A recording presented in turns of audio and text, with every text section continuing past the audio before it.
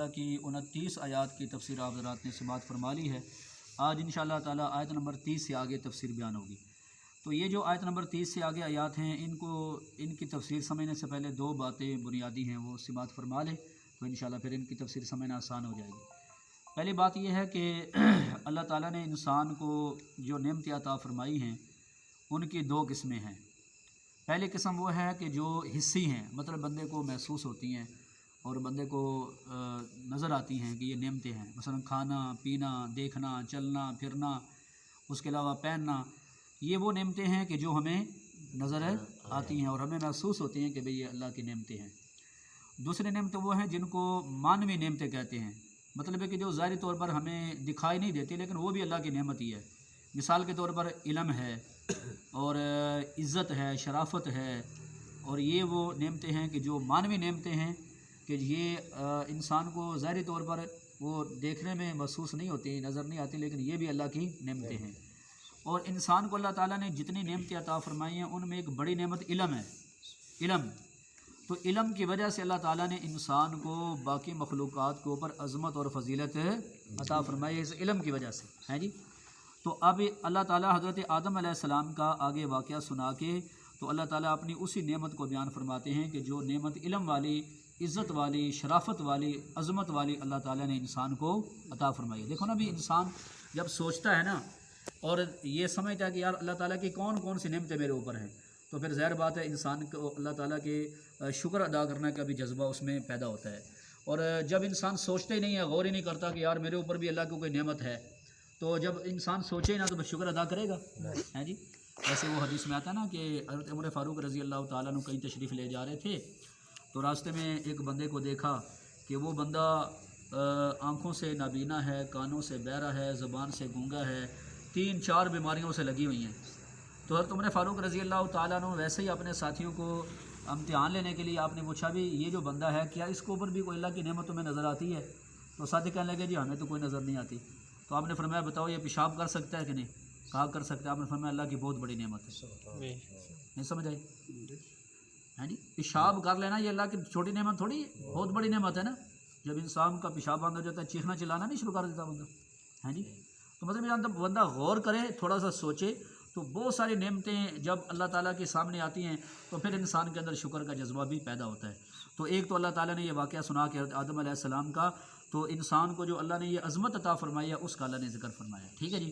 दूसरी बात ये है कि मुफ्ती शफ़ी साहब रहमतुल्लाह अलैह ने लिखा है कि एक हदीस में आता है कि फ़रिश्ते जो है ना वो आदम अलैहिस्सलाम के पैदा होने से पहले एक बात कहा करते थे, क्योंकि पहले इस ज़मीन के ऊपर जिन्नात थे और वो जिन्नात आपस में लड़ते झगड़ते रहते।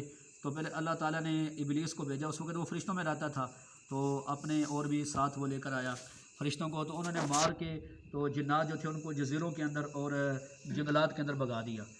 तो ये जो फ़रिश्ते थे ना, फ़रिश्ते अल्लाह की मखलूक है और मासूम है हर तरह के गुनाहों से, वो आपस में एक बात कहा करते थे। वो ये कहा करते थे कि अल्लाह ताला हमसे ज़्यादा अफजल और हमसे ज़्यादा इल्म वाली कोई मखलूक पैदा नहीं फरमाएंगे, हमसे ज़्यादा अफजल और हमसे ज़्यादा इल्म वाली कोई मखलूक पैदा नहीं फरमाएंगे। तो अल्लाह ताला ने इंसान को फ़रिश्तों से भी आला मकाम अता फरमा दिया।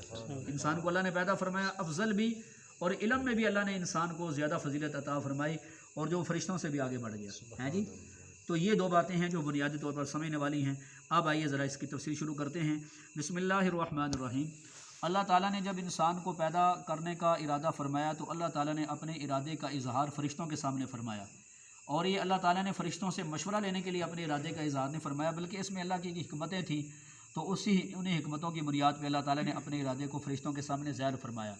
तो अल्लाह ताला ने फरमाया कि इन्नी जाइलुन फ़िल अर्ज़ि खलीफ़ा, मैं ज़मीन में अपना नायब बनाने लगा हूँ। खलीफ़ा नायब, वैसे तो खिलाफत की इंशाल्लाह इस लफ्ज़ की तफसीर बाद में इंशाल्लाह तफसीली इस पर गुफ्तगू होगी। नायब का मतलब ये है कि जो अल्लाह ताला के अहकामात को ज़मीन के ऊपर नाफज करे, अल्लाह ताला के अहकामात को ज़मीन के ऊपर नाफज करे। तो अल्लाह ने फरमाया मैं ज़मीन में अपना खलीफा, अपना नायब बनाने लगा हूँ, यानी इंसान को बनाने लगा हूँ। तो ये अल्लाह ताला ने मशवरा नहीं लिया फ़रिश्तों से, तवज्जो फरमाना, मशवरा नहीं लिया, ठीक है, क्योंकि मशवरा वो लेता है कि जिसको अपने काम के बारे में पूरी तहकीक नहीं होती, उसमें नुकसान का भी अंदेशा होता है, इस वजह से मशवरा किया जाता है, ठीक है जी। लेकिन अल्लाह ताला को मशवरे की ज़रूरत नहीं है। अलबत्ता یہ شکل مشورے کی بن گئی، صورت مشورے کی بن گئی، اور گویا کہ مخلوق کے لیے، انسانوں کے لیے ایک تعلیم ہو گئی کہ وہ اپنا کوئی بھی کام کریں تو مشورے سے کریں، مشورے میں خیر ہوتی ہے۔ بات سمجھا رہی کہ نہیں آ رہی؟ جس کام میں مشورہ کر لیا جائے اس میں کیا ہوتی ہے؟ خیر ہوتی ہے، اور جو بغیر مشورے کے کیا جائے اس میں خیر شامل نہیں ہوتی۔ اس وجہ سے دیکھیں نبی کریم صلی اللہ علیہ وسلم کے اوپر وحی آتی تھی، اور آپ صلی اللہ علیہ وسلم کو اللہ تعالیٰ وحی کے ذریعے ساری باتیں بتاتے تھے، لیکن اس کے باوجود بھی حضور صلی اللہ علیہ وسلم کو اللہ تعالیٰ نے خود فرمایا وَشَاوِرْهُمْ فِي الْأَمْرِ کہ آپ اپنے صحابہ کرام سے مشورہ کیا کریں۔ کیا کیا کریں؟ تاکہ امت کے لیے ایک سنت جاری ہو جائے، ایک طریقہ جاری ہو جائے، اور وہ بھی اپنے کاموں میں مشورہ کیا کریں۔ لہٰذا کوشش فرمایا کریں گھر میں کوئی کام ہو اس میں بھی مشورہ ہو اپنے گھر والوں کے ساتھ، ہیں جی، مشورے کے ساتھ وہ کام طے ہو، کسی ادارے کا ہو، مسجد کا ہو، یا کوئی بھی کسی اپنے گاؤں کا ہو، بستی کا ہو، کوئی بھی معاملہ ہو تو وہ لوگوں کے مشورے سے بیٹھ کے طے کیا جائے تو اس میں زیادہ خیر ہوتی ہے، اس میں زیادہ بھلائی ہوتی ہے۔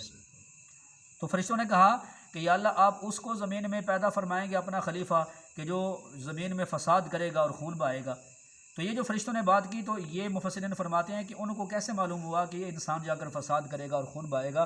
تو اس کی دو وجوہات لکھی ہیں مفسرین نے۔ ایک تو انہوں نے جنات کو چونکہ دیکھا ہوا تھا کہ جنات یہ کام کرتے تھے، تو انسان جو ہے اس میں بھی دونوں قسم کے مادے اللہ نے رکھے ہیں، ایک اللہ نے خیر کا مادہ اور ایک شر کا مادہ۔ تو اب فرشتوں نے کہا کہ بھئی جنات ایسے کرتے تھے تو ظاہر بات ہے انسان بھی ایسے کرے گا۔ دوسرا یہ کہ اللہ تعالیٰ نے فرشتوں کو بتا دیا تھا کہ ہم جو انسان کو پیدا کریں گے اس میں دونوں جذبے رکھیں گے، نیکی کا بھی اور برائی کا بھی، اور ظاہر بات ہے خلیفہ زمین میں اللہ کے حکم تبھی نافذ کرے گا نا جب کوئی اللہ کا نافرمان بھی ہو دنیا میں۔ خالی اگر سارے فرما بردار ہوں پھر تو احکامات کو نافذ کرنے کا کوئی مقصد ہی نہیں ہے نا۔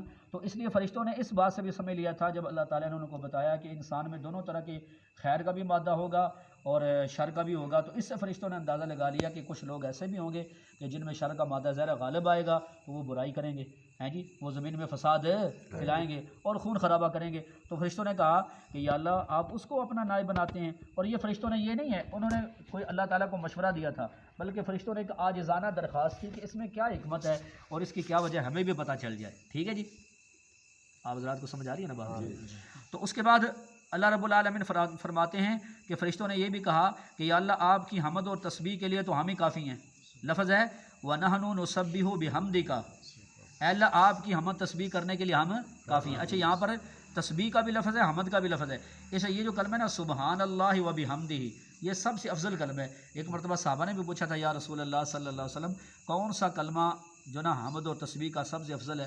تو حضور پاک نے فرمایا وہی جو اللہ تعالیٰ نے اپنے فرشتوں کے لیے کلمہ پسند کیا ہے، اور وہ ہے سبحان اللہ و بحمدہ، سبحان اللہ و بحمدہ۔ تو فرشتوں نے کہا یا اللہ ہم آپ کی حمد اور تسبیح کرتے ہیں، ونقدس لک، اور آپ کی پاکی بھی بیان کرتے ہیں، تو اگر نیابت کی ضرورت ہے تو ہم اس کے لیے حاضر ہیں، اس خدمت کے لیے ہم حاضر ہیں، تو یا اللہ ہمیں نائب بنا دیں، ہمیں خلیفہ بنا دیں۔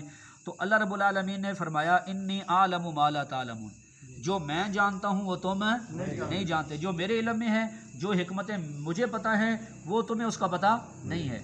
پھر اس کے بعد اللہ تعالیٰ نے حضرت آدم علیہ السلام اور فرشتوں جو ہیں تو ان کے سامنے اللہ تعالیٰ نے تمام چیزوں کے نام رکھے جو دنیا میں چیزیں موجود ہیں، ان کے نفع کیا ہیں، ان کے نقصان کیا ہیں، ان چیزوں کے نام کیا ہیں، یہ اللہ تعالیٰ نے حضرت آدم علیہ السلام اور فرشتوں کے سامنے رکھے کہ ان چیزوں کے نام یاد کر لو۔